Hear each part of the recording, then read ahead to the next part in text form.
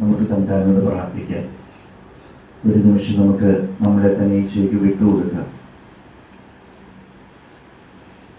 നമ്മുടെ ബലഹീനതകളെയും കുറവുകളെയും എല്ലാം നമുക്ക് ഏറ്റു പറയാം.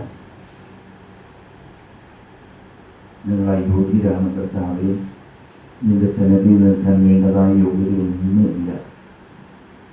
നിന്റെ കരുണ കൊണ്ടും നിന്റെ സ്നേഹം കൊണ്ടും മാത്രമാണ് ഞങ്ങളിപ്പോൾ നിന്റെ സന്നിധിയിലായിരിക്കുന്നത്.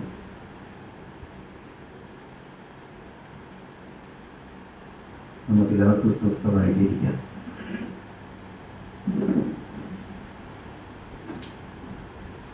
സ്നേഹമുള്ളവരെ, ദൈവത്തിൻ്റെ അനന്തമായ സ്നേഹത്തെക്കുറിച്ച് നമ്മൾ ചിന്തിക്കുമ്പോൾ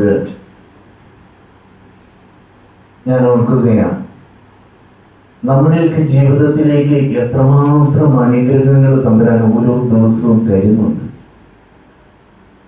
പക്ഷേ നമ്മൾ അതിനൊക്കെ നന്ദിയുള്ളവരായി മാറുന്നുണ്ടോ?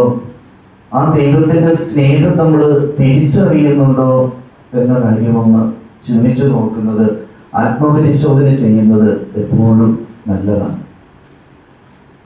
ദൈവത്തിൻ്റെ സ്നേഹം അത് അതിരിക്തമാണ്. കാരണം പലപ്പോഴും നമ്മുടെ ജീവിതത്തിൽ പറ്റുന്നത് ഈ ദൈവസ്നേഹം മനസ്സിലാക്കാനായിട്ട് നമുക്ക് സാധിക്കാതെ വരുന്നത്, നമ്മുടെ ജീവിതത്തിലേക്ക് സഹനങ്ങൾ കടന്നു വരുമ്പോൾ ഞാനും നിങ്ങളുമൊക്കെ തകരും. ദൈവം എന്നെ സ്നേഹിക്കുന്നില്ല, അല്ലെങ്കിൽ ദൈവത്തിന് എന്നെ വേണ്ട എന്നുള്ള ചിന്തയിലേക്ക് നമ്മൾ കടന്നു വരുന്നു. കാരണം നമ്മൾ വിചാരിക്കുന്ന നമ്മളോട് സ്നേഹമില്ലാത്തതുകൊണ്ട്. നമുക്കറിയാം, ഒരു കൊച്ചു കുഞ്ഞിനെ എന്തെങ്കിലും അവൻ തെറ്റ് ചെയ്താൽ നമ്മൾ അവനോട് ഒരു തല്ല് കൊടുത്താൽ തന്നെ ഉടനെ ആ കൊച്ചു ആദ്യം വിചാരിക്കുന്നത് എന്നതാ, അമ്മയ്ക്ക് എന്നോട് സ്നേഹമില്ല, അല്ലെങ്കിൽ അപ്പൻ എന്നോട് സ്നേഹമില്ല എന്നുള്ളൊരു ചിന്തയാണ്.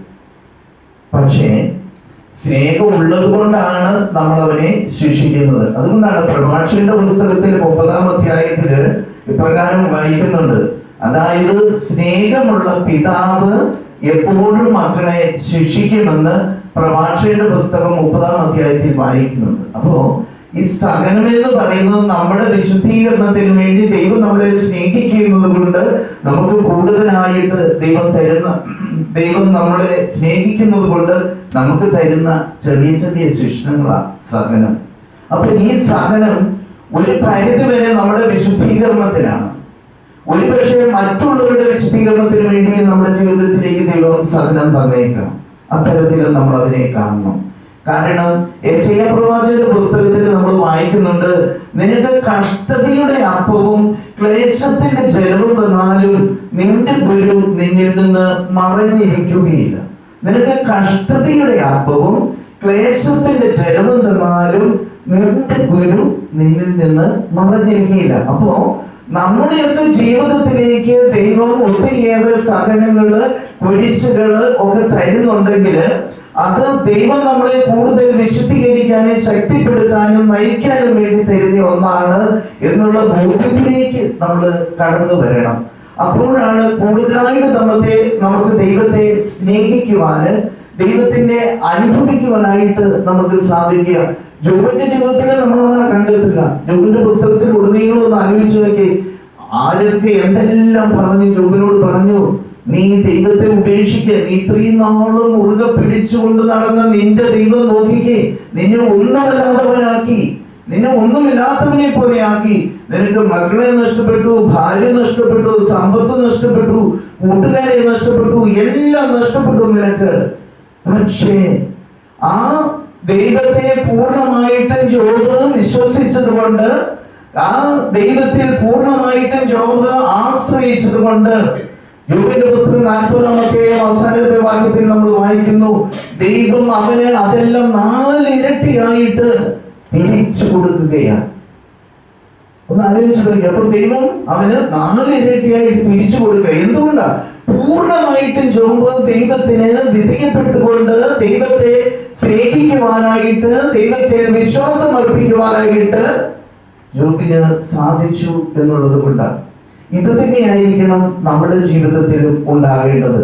കാരണം നമുക്കറിയാം, 56-ാം സങ്കീർത്തനത്തിൽ നമ്മൾ ഇപ്രകാരം വായിക്കുന്നുണ്ട്, നിന്റെ അലച്ചിലുകളെല്ലാം ഞാൻ എണ്ണിയിട്ടുണ്ട്, നിന്റെ കണ്ണുനീര് ഞാൻ കുപ്പിയിൽ ശേഖരിച്ചു വെച്ചിട്ടുണ്ട്.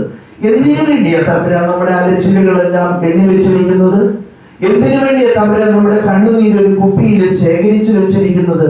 മറ്റൊന്നിനും വേണ്ടിയിട്ടല്ല, നമുക്ക് പ്രതിഫലം തരാൻ വേണ്ടിയിട്ടാണ്, നമ്മളെ ഉപയോഗപ്പെടുത്താൻ വേണ്ടിയിട്ടാണ്, നമുക്ക് വേണ്ടതായ അനുഗ്രഹങ്ങൾ തരാൻ വേണ്ടിയിട്ടാണ്. അപ്പോ നമ്മുടെ ജീവിതത്തിൽ ഉണ്ടാകുന്ന കഷ്ടപ്പാടുകളും വേദനകളും ദുഃഖ ദുരിതങ്ങളും ഒന്നും വൃഥാവിനാവില്ല.